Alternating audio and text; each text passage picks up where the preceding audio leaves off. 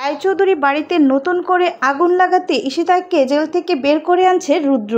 হ্যাঁ বন্ধুরা, এমনটাই দেখা যাবে। বিস্তারিত জানতে ভিডিওটিতে লাইক দিয়ে সম্পূর্ণ দেখতে থাকো।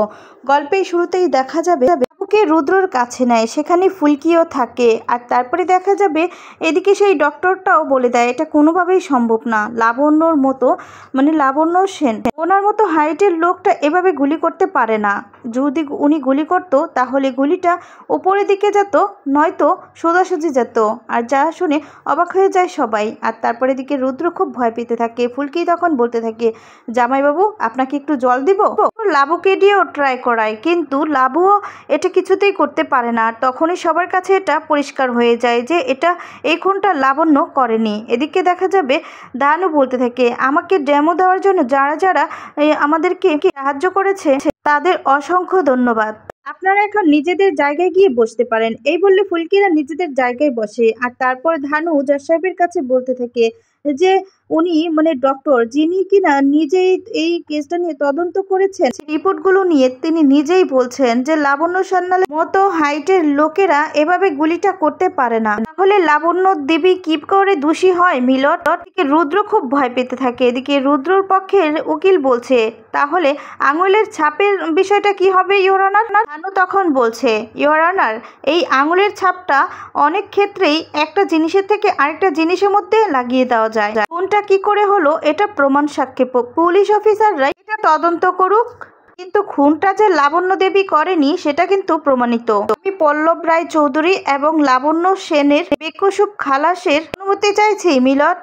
এরপর দেখা যাবে জজ সাহেব রায় দিতে থাকে যে সমস্ত সাক্ষ্য প্রমাণের ভিত্তিতে, সমস্ত রিপোর্ট সবকিছুর ভিত্তিতে এটাই প্রমাণিত হচ্ছে যে লাবণ্য সান্যাল এর ভিতরে কিছুতেই জড়িত হতে পারেন না। তার অর্থাৎ লাবণ্য সান্যাল নির্দোষ। তারপর বলতে থাকে যেহেতু লাবণ্য সান্যাল এই খুনটা করতে পারেনি না, তার পক্ষে তার বাবা পল্লব রায় চৌধুরী ঘরে যে বডিটা রাখা হয়েছে এটা সম্পূর্ণ ভিত্তিহীন।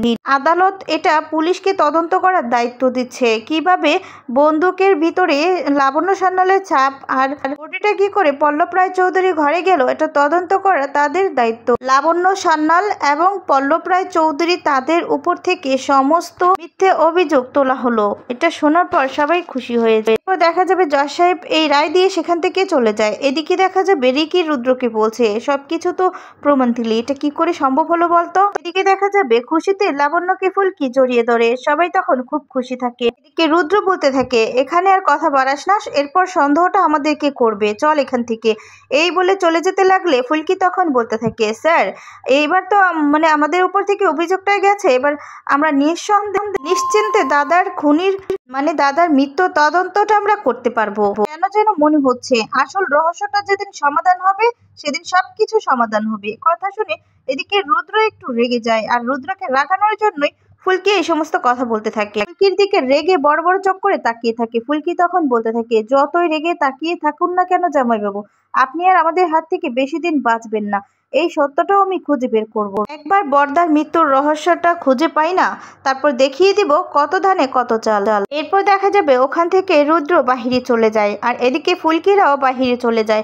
আর বাহির দিয়ে এদিকে ফুলকি লাবুদের দলের লোকজনেরা সবাই নিয়ে ফুলের মালা নিয়ে দাঁড়িয়ে আছে। আর সবাই মাস্টারমশাই লাবণ্য সান্যাল বলে চিৎকার করে জয়ধ্বনি গাইতে থাকে। তারপরে দেখা যাবে এদিকে লাবু মাস্টারমশাই সবাই খুব খুশি হয়। আর তখন তাদের কাছে যায়। সবাই তখন তাদের ফুলের মালা দিয়ে বরণ করে নেয়। তারপরে দেখা যাবে সেখান থেকে রুদ্র আর রিকি চলে যেতে লাগে। ঠিক তখনই এদিকে যখন সবাই লাবু আর মাস্টারমশাইকে নিয়ে মেতে থাকে, ঠিক তখনই মাস্টারমশাইয়ের দলের একটি মেয়ে তার পায়ে থেকে জুতা খুলে রুদ্রকে পিছন থেকে ঢিল দেয়। আর তখনই রুদ্র পিছন থেকে ফিরে দেখতে পেয়ে তখন রুদ্র অনেক রেগে যায়। রেগে গিয়ে বলতে থাকে, কে করলো এই কাজটা? তারপরে ফুলকি রুদ্রর কাছে দৌড়ে গিয়ে বলতে থাকে, এ বাবা জামাইবাবু আপনার লাগেনি তো? ঠিক যেভাবে জেঠুমনির গায়ে লাগিয়েছিল সেভাবে আপনার গায়েও উল্টো দিকে গিয়ে মানুষগুলো আপনার গায়েও দিল। জামাইবাবু আপনার লাগেনি তো?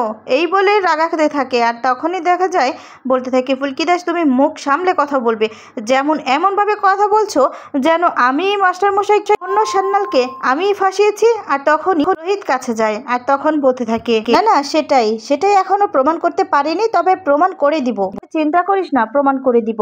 আর সেদিন তোকে পাবলিক শুধু জুতো নয় জুতায় মুড়িয়ে দিব। আর তারপরে দেখা যাবে রুদ্র রেগে গিয়ে বলতে থাকে, শোনো রোহিত রায় চৌধুরী। এরপর রিকি থামিয়ে নেয়, বলে তুই চুপ কর, এরা ইচ্ছে করে করছে, তুই বুঝতে পারছিস না, তুই চল এখান থেকে। আর তখন রুদ্র বলতে থাকে, চেনে না আমাকে।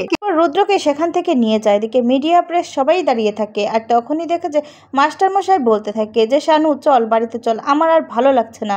এরপর বলে যে, হ্যাঁ দাদা চলো। এরপর দেখা যাবে মিডিয়ার লোকজন লাবুকে ঘিরে ধরে আর লাবুর কাছ থেকে কিছু জানতে চায়। লাবু তখন সবকিছু প্রশ্নের উত্তর দেয়। এরপর যে কিনা জুতো মেরেছে তার কাছে ফুলকি যায়, গিয়ে বলতে থাকে, তুমি যে সাহস করে জুতোটা মেরেছ এর জন্য খুব খুশি হয়েছি। আর তখন বলে, এই রুদ্র সান্যাল ওকে যে আমি জুতো দিয়ে মারতে পেরেছি তার জন্য আমারও খুব ভালো লাগছে। তারপর রোহিত পিছনে যায়, তখন সেই মেয়েটি বলতে থাকে, মাস্টার মশাই হচ্ছে ভগবান আর লাবণ্য দেবী হচ্ছে তাই, আর তারা যে ছাড়া পেয়েছে এর থেকে খুশির খবর কি হতে পারে বলো তো। তখন রোহিত ফুলকির কাছে যায়, গিয়ে বলতে থাকে যে নাইস। আর তখন বলে, ধরে ফেললেন না স্যার, আসলে এই দিদিটা 2-3 জনকে বলছিল যে জামাইবাবু ইচ্ছে করে কারসাজি করছিল। আর তখনই আমার মনে হলো যে জামাইবাবুকে যদি একটা শিক্ষা দেওয়া যায়। তারপর রোহিত ফুলকিকে বলতে থাকে যে আমাদেরকে সাবধানে থাকতে হবে, যে যাই হোক চলো বাড়িতে চলো। একটা কথা বলতেই হয় তোমাকে যে রুদ্র কিন্তু নিচে নামার আর কিছুই নেই, বাকি নেই। রুদ্র যা খুশি তাই করতে পারে, তাই তোমাকে একটু সাবধানে থাকতে হবে, বুঝতে পেরেছো? এই অপমান এত সহজে বলবে না। ফুলকি তখন বলে, স্যার একটা জুতো তো জিতলাম, পরের কথা পরে নয় ভাবা যাবে, এবার চলুন বাড়ি যাই। আর অনেকটাই নিশ্চিন্ত লাগছে। এদিকে দেখা যাবে রুদ্র কালিমার কাছে আসে পুজো দেওয়ার জন্য। আর সেখানে এসে নিজের হাতটা আগুনের উপর রেখে বলতে থাকে, প্রত্যেকবার আমি বারবার হেরে যাই, কেন হেরে যাই, কি করলে আমি হারবো না? এই বলে একটা লাঠি হাতে নিয়ে নেয়, আগুনের লাঠি। আর তখন সেটা নিয়ে আরেক হাতের দিকে দিতে থাকে। আর তখন এদিকে ঠাকুরমশাই বলতে থাকে, কি করছেন কি আপনি, এখন নিজের মধ্যে নেই, আপনি কেন এই আগুনটা নিয়ে খেলছেন? এদিকে দেখা যাবে তেওয়ারি এসে দাঁড়িয়ে দেখতে থাকে। আর তারপরে দেখা যাবে রুদ্র সেই আগুনটা হাতে লাগাতে যাবে যে আমি কিছুতেই জিততে পারছি না, কেন এমনটা হচ্ছে, কেন কি করলে আমি জিতবো, আমি বারবার হেরে যাচ্ছি। তারপর তেওয়ারি এসে সেই আগুনটা ছুঁড়ে ফেলে দেয়, বলতে থাকে যে কি করছেন কি দাদা? তখন বলে, কি করব তাহলে আমি, এখনই তো অঘটন ঘটে যেত। আর তখন বলে তেওয়ারি এখানে আমার জ্বলছে এখানে, আর তুমি আমাকে এসে ঘটনা দেখাচ্ছ। তখন বলে, এবার বলুন দাদা, যে জুতো মেরেছে তার হাত কেটে এনে দেই, ওই ফুলকি দাস এই কাজটা হয়তো বা ওই করেছে। আর তখন বলে, বোকার মতো কথা বলো, ওই ফুলকি দাসে পারবে হাতটা কেটে এনে দিতে? আমি ভেবেছিলাম যে এই ঘটনাটা করে হয়তো বা সেই তদন্তটা আটকাতে পারবো। এবার তো ওরা তথার মৃত্যুর জন্য আবার তদন্ত শুরু করবে, তখন কি হবে আটকাতে পারবো কি সেই তদন্ত? বলে রুদ্র খুব রেগে যায়। আর তারপর আরো নানান কথা ওদের নামে বলতে থাকে। আর তারপরে দেখা যাবে তেওয়ারিকে বলতে থাকে, আচ্ছা ঈশিতা ম্যাডামের কি খবর? তখন বলে, জেলের মধ্যেই আছে, ওনাকে তো আর ছাড়ানো যাবে না। তারপর বলে, যাই হোক ওনার সাথে দেখার ব্যবস্থা করে দাও আমাকে। আর তখন এই কথা শুনে তেওয়ারি অবাক হয়ে যায়। এরপর রুদ্র সেখান থেকে রেগে চলে যায়। এদিকে তেওয়ারি বলতে থাকে, কি ব্যাপার, হঠাৎ করে ঈশিতা ম্যাডামের সাথে দেখা করতে চাইছে দাদা, কেন? অন্যদিকে দেখা যাবে জেঠুমনি নিজে রান্না করতে থাকে আর সবাই খুব আনন্দ ফুর্তি করতে থাকে। এরপর জেঠুমনি খুব ভালো করে রান্না করতে পারছে না, তখন জেঠুমনি এসে বলতে থাকে যে এর মধ্যে যদি ভালো করে মশলা না দেওয়া হয় তাহলে স্বাদ হবে কি করে?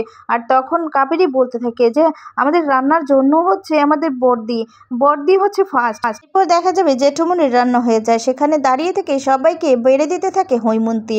আর তারপরে এদিকে জেঠুমনি সবাই প্রশংসা করতে থাকে। এদিকে কাবেরী বলতে থাকে যে দাদা আপনি কিন্তু প্রশংসাটা নিচ্ছেন ঠিকই, কিন্তু মেন তো হচ্ছে বর্দি তো আপনাকে সবটা করে দিয়েছে। জেঠুমনি তখন বলতে থাকে, আরে বাবা কষালো কে? আমি তো কষালাম। তখন দেখা যাবে জেঠিমনি বলতে থাকে, আরে বাবা সবকিছু তো আমিই করে দিলাম, সকাল থেকে আমি সবটা মেখে দিয়েছি। এরপর দেখা যাবে সবাই মিলে খুব মজা করতে থাকে। আর তখনই বলতে থাকে হৈমন্তী যে মেয়েদের হচ্ছে জোরটা বেশি, বুঝতে পেরেছো?